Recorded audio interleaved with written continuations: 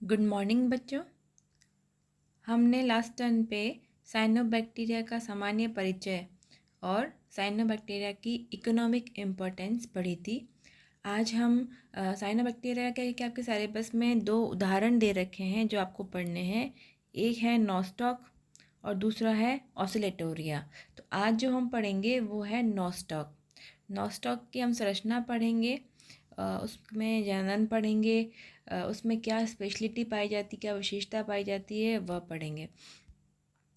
देखिए, यह है नॉस्टॉक की नेचर में। नॉस्टॉक अगर हम देखें तो किस प्रकार का नज़र आता है, आप देख पा रहे हैं छोटी छोटी बॉल्स आपको नज़र आ रही हैं।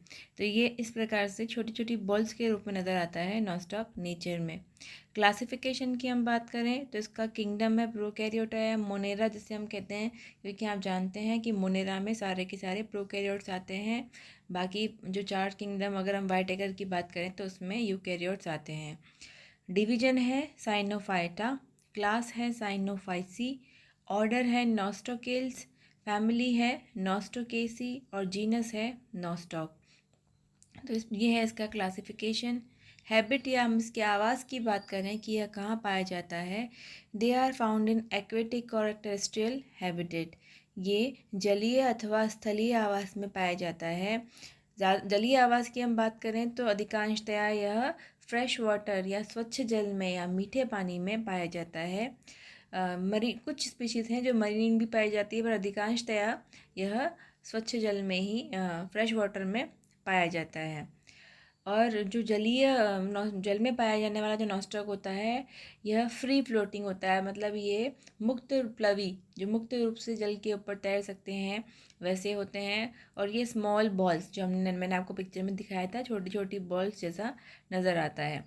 अगर हम टेरेस्ट्रियल स्पीशीज़ या स्थलीय नॉस्टॉक की जातियों की बात करें तो they found in damp soil. डैम्प मतलब होता है दलदली जो मिट्टी होती है, वहाँ पे ये पाए जाते हैं। Few species are also found in rice fields. जो चावल के खेत होते हैं उसमें भी कुछ नॉस्टॉक की जातियाँ पाई जाती है। और ये जो नॉस्टॉक होते हैं ये सॉइल की उर्वरता या उसकी फर्टिलिटी को इंक्रीज़ करते हैं। क्यों इंक्रीज़ करते हैं? हमने पहले पढ़ा है कि नॉस्टॉक जो होता है वो नाइट्रोजन फिक्सेशन का कार्य करता है। मैंने आपको स्टार्टिंग में बताया था कि कुछ साइनोबैक्टीरिया, सारे नहीं लेकिन कुछ साइनोबैक्टीरिया ऐसे होते हैं जो कि वातावरण की नाइट्रोजन को नाइट्रेट तथा नाइट्राइट में कन्वर्ट कर देते हैं, जिसको हम कहते हैं नाइट्रोजन फिक्सेशन। तो नॉस्टॉक जो है वो नाइट्रोजन फिक्सेशन का कार्य करता है। इस प्रकार से वह सॉइल की फर्टिलिटी को बढ़ाता है। They are also found on tree trunks. कुछ जातियाँ ऐसी भी होती है जो कि पेड़ों के तनों पर भी पाई जाती है। और they are also found as an algal component of lichens. आपने लाइकेन पढ़ी है, लाइकेन में एल्गी तथा फंजाई सहजीवन के रूप में पाए जाते हैं।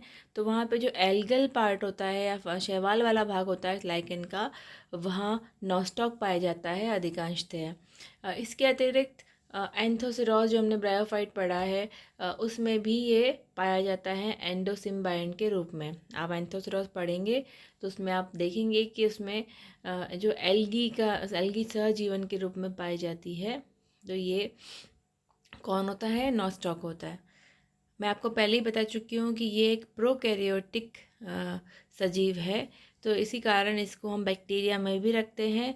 लेकिन इसमें जो बाकी लक्षण है जैसे फोटोसिंथेसिस या प्रकाश संश्लेषण करना, तो जो वो इसको एल्गी के समान के इसके साथ समक्ष रखते हैं। और देन हम पढ़ेंगे थैलस स्ट्रक्चर। अब पहली बात तो ये है कि थैलस क्या होता है। मैंने आपको स्टार्टिंग में बताया था कि थैलोफाइटा वर्ग के हम पढ़ रहे हैं। क्या पढ़ रहे हैं हम अभी?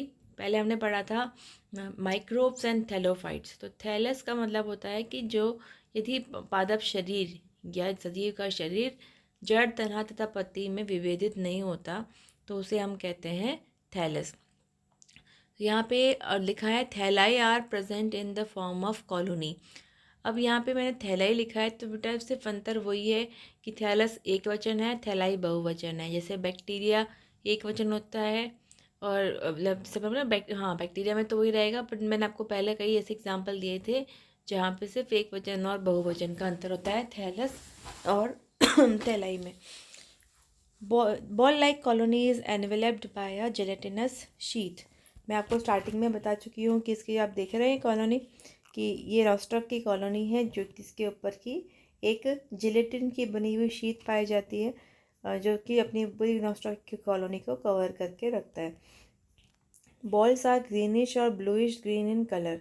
जो नॉस्टॉक के कॉलोनी की जो बॉल्स होती है दे आर वो ग्रीन या ब्लूइश ग्रीन कलर की होती है। Each colony contains thousand of straight और ट्विस्टेड फिलामेंट्स और ट्राइकोम। अब ये कॉलोनी किसकी बनी होती है? इस कॉलोनी के अंदर क्या पाए जाते हैं? थाउजेंड मतलब हज़ारों की संख्या में जो बोलते हैं, मैंने आपको ट्राइकोम बताया था लास्ट टाइम पे कि ट्राइकोम होता है कि जो सिंगल फिलामेंट होता है किसी नॉस्टॉक की कोशिकाएं मिलकर एक चेन बनाती है, और जो उसका सिंगल जो चेन मतलब फिलामेंट होता है वो उसको हम ट्राइकोम कहते हैं। Each colony consist of thousand of straight और ट्विस्टेड फिलामेंट्स और ट्राइकोम्स। तो हर कॉलोनी में बहुत सारे हज़ारों की संख्या में ट्राइकोम्स पाए जाते हैं, जो कि स्ट्रेट भी हो सकते हैं और ट्विस्टेड मतलब वो मुड़े हुए भी, रस्से के समान जैसे अपन ट्विस्ट कर देते हैं ना उसको, तो वैसे भी हो सकते हैं। Each trichome is surrounded by it's individual sheath and consist of many cells arranged in a beaded manner. अब बेटा इसको आप समझने के लिए एक बार डायग्राम देख लीजिए। सबसे पहले जो मैंने आपको यहाँ पे एक संरचना बताई है ये वाली, ये है बॉल समान जो कॉलोनी जो नेचर में नज़र आती है किसकी? नॉस्टॉक की। और इसके अंदर की हम बात करें, बॉल के अंदर क्या पाया जाता है, तो आप देख रहे हैं ये वाला, इसमें बॉल के अंदर बहुत सारे जो नॉस्टॉक के ट्राइकोम्स है वे अरेंज आपको दिख रहे हैं, ठीक है। और इसके ऊपर क्या पाई जा रही है कि म्यूसिलेज की शीट पाई जाती है जिसके अंदर ये बहुत सारे ट्राइकोम्स होते हैं। और अगर अपन सिंगल फिलामेंट की बात करें तो आप यहाँ पे देखिए, ये इसमें भी इंडिविजुअली हर फिलामेंट के ऊपर आपको डॉट डॉट नज़र आ रहे हैं, तो ये इसके ऊपर एक अलग से शीट पाई जाती है।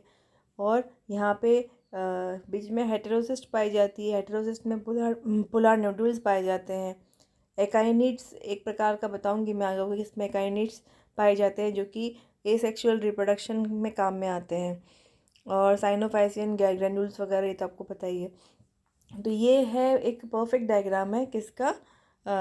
किसी नॉस्टॉक की कॉलोनी के अंदर की संरचना और प्लस इसमें इसकी सिंगल ट्राइकोम या सिंगल फिलामेंट की संरचना। तो ये बात हुई। देन हम पढ़ेंगे, इसके बाद हम पढ़ेंगे नेक्स्ट सेल स्ट्रक्चर। अब ये देखिए यहाँ पे हमने थैलेस स्ट्रक्चर पढ़ा था। Each trichome is surrounded by it's individual sheath and consist of many cells arranged in a beaded manner. आप देख रहे हैं एक मोती के समान संरचना में बहुत सारी कोशिकाएं एक के पीछे एक जुड़ी हुई है। कहाँ पर? एक single filament in the filament with a trichome. Then cell structure, each cell is somewhat cylindrical और स्पेरिकल इन शेप। प्रत्येक कोशिका सिलेंडर के समान या गोलाकार होती है। In filaments there are present some large spherical और cylindrical colourless empty cells called heterocyst. Heterocyst के बारे में हम ऑलरेडी पहले पढ़ चुके हैं, मैंने आपको लास्ट लेक्चर में बताया है। हेटेरोसिस्ट क्या होती है? नाइट्रोजन फिक्सेशन का कार्य करती है। इसके ऊपर एक मोटी भित्ति होती है, इसके अंदर नाइट्रोजनियस एंजाइम पाया जाता है और इसमें फोटोसिस्टम सेकेंड नहीं पाया जाता। इसके अंदर ये कलरलेस होती है क्योंकि इसमें पिगमेंट्स भी नहीं पाए जाते। और यहाँ पे ऑक्सीजन का उत्पादन भी नहीं होता और ऑक्सीजन की एंट्री भी नहीं हो पाती हेटेरोसिस्ट की मोटी भित्ति के कारण। और यहाँ पे अगर नॉस्टॉक की बात करें तो नॉस्टॉक में हेटेरोसिस्ट सामान्यतः इंटर कैलोरी मतलब ट्राइकोम के मध्य में पाई जाती है, लेकिन कई बार जब यंग होता है नॉस्टॉक तो इसमें ये टर्मिनल या उसके सबसे टिप पर भी एंड पे भी हो सकती है। 2 polar nodules are present in each heterocyst. प्रत्येक हेटेरोसिस्ट में 2 पोलर नोड्यूल्स पाए जाते हैं। मैं आपको डायग्राम द्वारा समझा देती हूँ। ये देखिए, सबसे ऊपर तो एक वेजिटेटिव कोशिका है, कायिक कोशिका है। ये है नॉस्टॉक की कायिक कोशिका। ये डायग्राम आपको याद रखने हैं। आप चाहे थ्योरी याद रखें नहीं रखें, लेकिन आपको डायग्राम ज़रूर याद रखना है। तो यहाँ पे आप देखेंगे सबसे जो बाहर है वहाँ पे सेल वॉल है। सेल वॉल के अंदर साइनोफाइसियन ग्रेन्यूल्स है। स्यूडो वैक्यूल्स मैंने आपको बताई थी। जो ये वैक्यूल्स क्या करती है, इसको बॉयंसी या प्लवकता प्रदान करती है ताकि ये जल के ऊपर रहे। मध्य में आउटर साइड में क्रोमोप्लाज्म है जो कि कलर्ड होता है, हालांकि ये ब्लैक एंड वाइट होता है, आपको कलर नज़र नहीं आ रहा। और मध्य में सेंट्रोप्लाज्म है जो कि जिसमें न्यूक्लियोइड पाया जाता है या पराग केंद्रक पाया जाता है। तो सिंपल सी संरचना है नॉस्टॉक की एक सिंगल कोशिका की। हेटेरोसिस्ट की बात करें तो इसमें आप देख रहे हैं कि दो पोलर नोड्यूल मिल रहे हैं, जहाँ पे दो पोर्स हैं जिनके थ्रू नाइट्रोजन का आदान प्रदान, नाइट्रोजन जो फिक्सेशन करके जो पदार्थ बनते हैं उनका आदान प्रदान होता है समीपस्थ कोशिकाओं में, और भोजन का आदान प्रदान होता है। तो इस प्रकार से ये है नॉस्टॉक की कोशिकाओं की संरचना। नेक्स्ट हम पढ़ेंगे नॉस्टॉक की कोशिका की हम बात कर रहे हैं तो प्रोटोप्लास्ट शो द टिपिकल मिक्सोफाइस या साइनोफाइस, दोनों पर्यायवाची शब्द है, इसमें आपको कन्फ्यूजन नहीं होना चाहिए। तो जो भी मिक्सोफाइस या साइनोफाइसी के सदस्य होते हैं उसका सबसे इम्पॉर्टेंट जो चीज़ होती है वो होती है कि इनका कोशिका द्रव्य या इनका प्रोटोप्लास्ट दो भागों में विभाजित होता है। आउटर जो होता है वो होता है क्रोमोप्लाज्म जो कि रंगीन होता है, और इनर होता है सेंट्रोप्लाज्म जो कि रंगहीन होता है। क्रोमोप्लाज्म में क्या पाए जाते हैं? In the chromoplasm pigments, proteinaceous cyanophycean granules and cyanophycean starch granules are present. बाहर की साइड में जो क्रोमोप्लाज्म होता है उसमें सबसे मेन तो पिगमेंट्स पाए जाते हैं। पिगमेंट्स कौन कौन से होते हैं हम ऑलरेडी पढ़ चुके हैं। यहाँ पे क्लोरोफिल ए पाया जाता है, इसके अतिरिक्त ज़ैंथोफिल, और अगर उसमें हम बात करें फाइकोबिलीन से एक अलग प्रकार के का जो सहायक पिगमेंट है वो पाया जाता है, जो हम लास्ट लेक्चर में डिटेल में पढ़ चुके हैं, जिसमें कौन कौन से थे सी फाइको एरिथ्रिन और सी फाइकोसाइनिन सबसे इम्पॉर्टेंट फाइकोबिलीन्स हैं जो कि इसमें पाए जाते हैं। बाकी कैरोटीन ज़ैंथोफिल तो हैं ही। और उसके अतिरिक्त पिगमेंट्स के अतिरिक्त इसमें प्रोटीनेशियस साइनोफाइसियन ग्रेन्यूल्स पाए जाते हैं, कणिकाएँ होती है कुछ प्रोटीन की, और साइनोफाइसियन स्टार्च पाया जाता है कहाँ पे? क्रोमोप्लाज्म में। अगर हम सेंट्रोप्लाज्म की बात करें तो इसमें जो पराग केंद्रक या न्यूक्लियोइड पाया जाता है, जो कि एक प्रोकैरियोटिक कोशिका का क्या होता है हम बोलेंगे, उसमें न्यूक्लियस की जगह न्यूक्लियोइड पाया जाता है, वो पाया जाता है सेंट्रोप्लाज्म में। सेल वॉल इसकी पेप्टिडोग्लाइकेन की बनी होती है। मैं बता चुकी हूँ आपको लास्ट टर्न पे कि सारे साइनोफाइसी में जो सेल वॉल है वो पेप्टिडोग्लाइकेन की बनी होती है। गैस वैक्यूल्स पाए जाते हैं जो इसको बॉयंसी या प्लवकता प्रदान करते हैं, मैं बता चुकी हूँ आपको ऑलरेडी। अब हम पढ़ेंगे रिप्रोडक्शन इन नॉस्टॉक की। नॉस्टॉक में जनन किस प्रकार से होता है। पहली बात तो यह है कि नॉस्टॉक में सेक्सुअल रिप्रोडक्शन या लैंगिक जनन पूर्णतया अनुपस्थित होता है। इसमें जो इसमें रिप्रोडक्शन के मेथड है वह निम्न प्रकार से हैं। देखिए, सबसे पहला है कॉलोनी फ्रेगमेंटेशन, ए है कॉलोनी फ्रेगमेंटेशन। दूसरा है हॉर्मोगोनिया फॉर्मेशन। तीसरा है एकाइनीट फॉर्मेशन। चौथा है आर्थ्रोस्पोर फॉर्मेशन, और पांचवा है एंडोस्पोर। तो हम वापस रिपीट करेंगे, ये 5 प्रकार से जनन करता है: colony fragmentation, hormogonia formation, akinete formation, orthospore formation and endospore formation. ठीक है। अब इसके बाद में अगर हम बात करें कि इनको हम डिटेल में पढ़ना चाहें तो किस प्रकार से पढ़ेंगे, वो रहेगा कि आपको कॉलोनी फ्रेगमेंटेशन में होता है the colony break down in 2 और मोर फ्रेगमेंट्स एक्सीडेंटली और due to some physiological reason. Colony fragmentation में क्या होता है, जो उसकी कॉलोनी, हमने कॉलोनी देखी थी, छोटी छोटी बॉल्स के समान होती है। इसकी कॉलोनी 2 या अधिक खंडों में विभाजित हो जाती है एक्सीडेंटली, मतलब किसी एक्सीडेंट की वजह से या फिर फिजियोलॉजिकल रीजन, कुछ कार्य के कारण होते हैं, इसके कारण कॉलोनी स्वयं विभाजित हो जाती है। इसको हम कहते हैं कॉलोनी फ्रेगमेंटेशन। अब कॉलोनी के अंदर दूसरा जो मेथड है इसमें जनन का, वो है हॉर्मोगोनिया। ये बहुत इंपॉर्टेंट है, इस पर क्वेश्चन बनता है तो इसे आप ध्यान से पढ़ेंगे। कॉलोनी फ्रेगमेंटेशन का ही दूसरा भाग है कि यदि कॉलोनी के अंदर पाया जाने वाला जो इनका ट्राइकोम होता है या इसका फिलामेंट होता है, यदि वह छोटे छोटे टुकड़ों में विभाजित हो जाए तो उसको कहते हैं हॉर्मोगोनिया। ये देख रहे हैं आप कि यहाँ पे जो इसकी कॉलोनी है नॉस्टॉक की, ये तो कॉलोनी के अंदर का ये फिलामेंट है। फिलामेंट के टुकड़े हो गए, जो प्रत्येक टुकड़ा है, ये दोनों टुकड़े, ये क्या कहलाते हैं? हॉर्मोगोनिया। और ये प्रत्येक टुकड़ा एक नए फिलामेंट को डेवलप करता है। So it is the most common method in Nostoc. Nostoc की बात करें, सबसे कॉमन मेथड यही है। The filament is broken down into many short length pieces, these are called hormogonia. छोटे छोटे टुकड़े होते हैं वो कहलाते हैं hormogonia. These fragments are formed due to development of heterocyst और death of any vegetative cell. जब भी किसी कायिक कोशिका, जैसे मान लीजिए अब ये फिलामेंट है पूरा, ठीक है, इसके बीच में इस कोशिका की डेथ हो गई, जैसे ही इसकी डेथ होगी तो ये 2 टुकड़ों में विभाजित हो जाएगा। तो इनका फॉर्मेशन कैसे होता है कि या तो किसी कायिक कोशिका की डेथ हो जाए, ओके, या फिर उनके बीच में जो हेट्रोसिस्ट है उसकी डेथ हो जाए, या हेट्रोसिस्ट का डेवलपमेंट हो जाए 2 कोशिकाओं के बीच में, तो इस प्रकार से हॉर्मोगोनिया बन जाता है। These hormogonia come out of the colony by piercing the colonial sheath. जैसे एक टुकड़ा है, ये जो पूरी कॉलोनी मैंने आपको बताई थी ना, बॉल समान जो कॉलोनी है, वहाँ से यह बाहर निकल जाता है उसके ऊपर पाई जाने वाली म्यूसिलेजिनस शीथ को भेद कर बाहर आके यह नई कॉलोनी का निर्माण करता है। Each develop its own sheath and aggregate to form a new colony। ये प्रत्येक जो टुकड़ा है वह अपनी स्वयं की शीत का निर्माण करता है अपने चारों तरफ और एक नई कॉलोनी का निर्माण करता है। तो ये सबसे इम्पोर्टेंट मेथड है किसका, नॉस्टॉक में जनन का, हॉर्मोगोनिया फॉर्मेशन। नेक्स्ट है एकाइनीट फॉर्मेशन।